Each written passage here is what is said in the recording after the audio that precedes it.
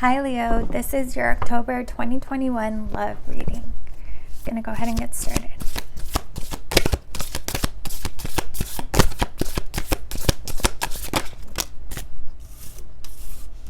We have the Hanged Man,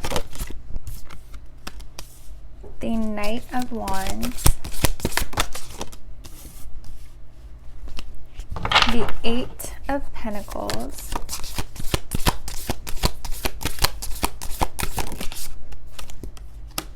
Justice, whoa, and Moonchild.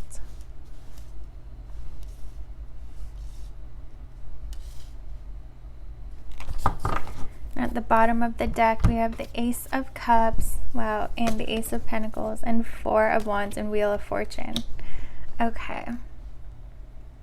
So this is actually a little bit similar to Cancer's reading. I don't know if you have strong Cancer in your chart, or maybe you have your Venus in Cancer, but it does kind of feel like you're stuck in a connection, or if it's not a connection, it's like you're kind of stuck in an energy where you're attracting people who kind of just want to be physical with you and who are very, very attracted to you, but it's like a very shallow connection. There isn't anything long term.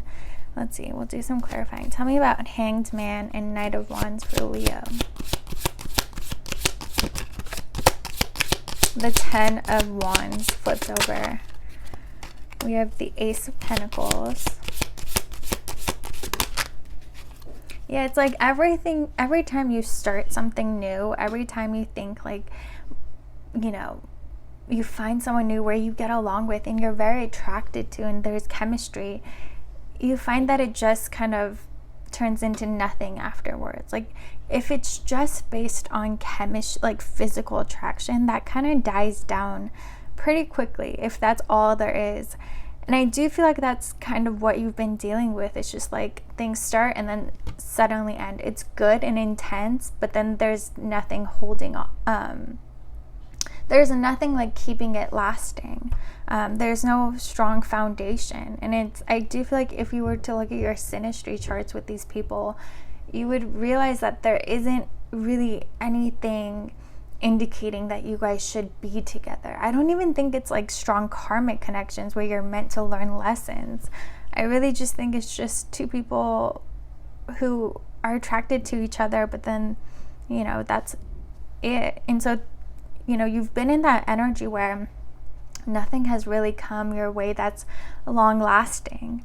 But I do feel like, you know, at the bottom of your deck, there's a strong indication. And this is, for me, this is like what's really going on, why everything is happening. And I feel like everything is happening to prepare you or to help you make this shift that's going to bring in love for you and a new beginning. Four of Wands, it could be your twin flame or someone where you have a very, very, very strong connection to. But I do feel like all of this is happening because you're meant to work on finding balance within yourself and reconnecting to your divine feminine energy. And, you know, whether you're a man or a woman, we both have masculine and feminine. But with Moonchild's popping out here, you're really meant to be connecting to, you know, the divine mother, the divine feminine within yourself. It's almost like you need to find that balance within, and that is what's going to help you trigger this shift, this turn in the wheel. Let's see, tell me about the Eight of Pentacles. We have the Knight of Pentacles,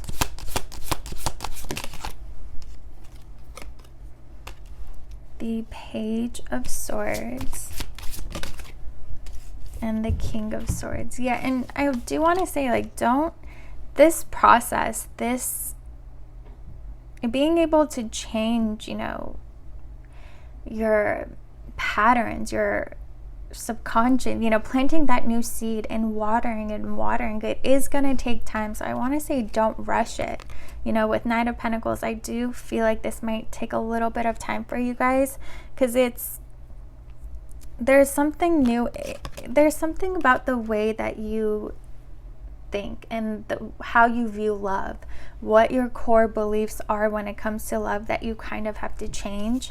And it's like you have to go from the Page to the King of Swords and really stay in control of your mind. You know, let's say you had a difficult upbringing when it came to, maybe you were a black sheep in your family and you didn't experience love unconditionally. And you know, during the first few years of our lives, how we experience love and how we see love is, you know, what gets stamped into our subconscious mind, and how our reality gets created unless we choose to intentionally go in, take those weeds out, and plant new seeds. And for you guys, I do feel like it's good for you guys to really think about, okay, like what how do I define love? How did I experience love when I was a child?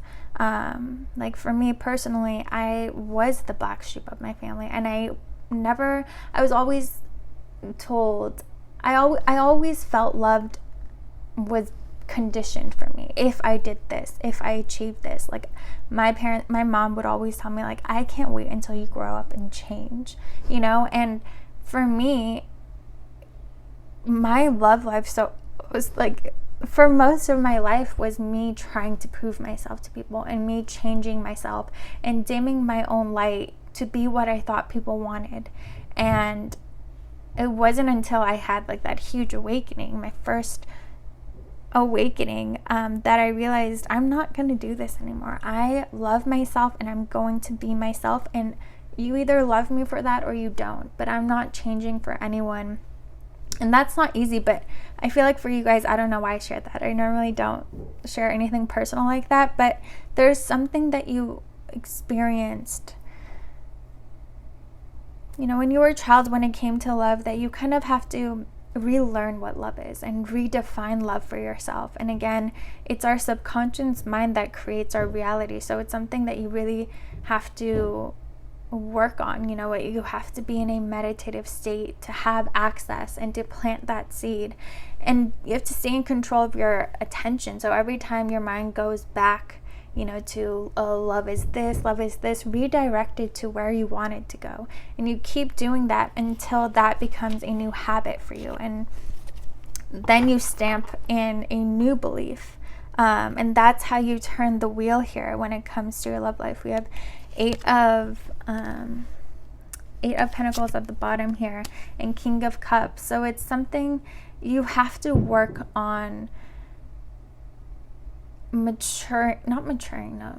changing your approach, your beliefs on love. And kind of, again, I feel like you never really felt safe in romantic connections, and you have to, you know, feel safe within. Show yourself that love that you desire.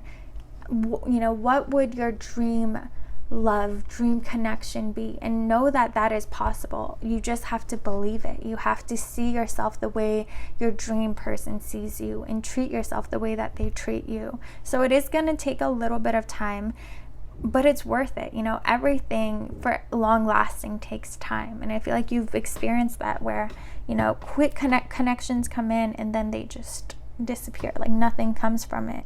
So what you do here is worth it. You guys could even do a moon ritual where, you know, when it's a new moon, you plant that seed, you set that intention, and you ask the universe and the energy of the moon getting bigger and bigger to help bring that to life, to help that plant blossom. But yeah, Justice and Moonchild, again, there's something that you have to, a new seed you have to plant. Moonchild really reminds me of the divine feminine here and the womb. You know, it's like you're birthing a new you.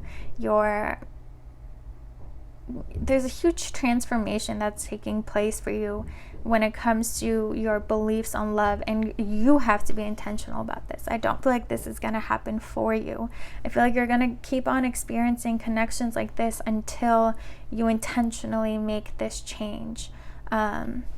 Let's see, tell me about Justice. We have Judgment.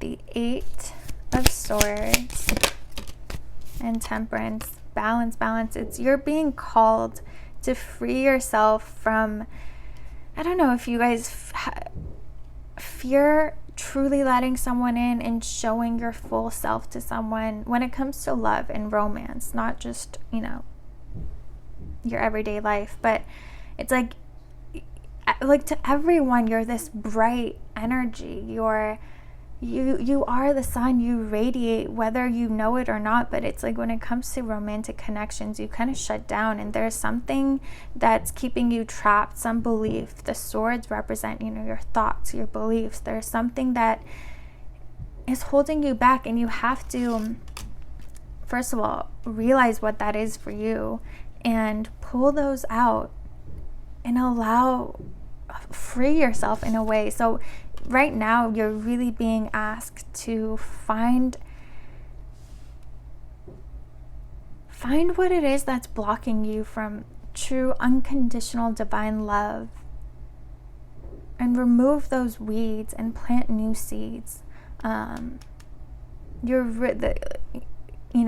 That's the main message here. And I know that's not something you guys want to hear, because we want to hear that, you know, tomorrow someone's going to come in and they're going to be our soulmate, whatever, and we don't have to do anything. But for you guys, again, I feel like this is something that you are going to have to do and you're going to have to work on. But again, it's all to get you to this place, to turn this wheel for you, to open this new door for you, this new portal to a new reality when it comes to your love life. You're no longer going to be attracting, you know, the people that you have before, where it's just like flings. You're attracting new beginnings, completely new people, new love. Four of Wands, again, this feels like twin flame energy to me. So it might be that you and your person, you haven't met this person yet, definitely, but they might be experiencing the same thing right now. And it's like, as they heal, you heal, and as you heal, they heal. So this is something you guys are both working on, and I don't know why this came into my mind, but if you guys record your dreams, I feel like you'll find that you and this person might be communicating and sharing your experience and kind of being there for each other in the 5D in a way. Very powerful connection that's coming in, but it is going to require you to, you know, do a little transformation when it comes to your mind and your approach and your beliefs on love. All right, Leo, I hope you guys enjoyed this reading. If you did, please like, comment, and subscribe, and I'll see you guys next time.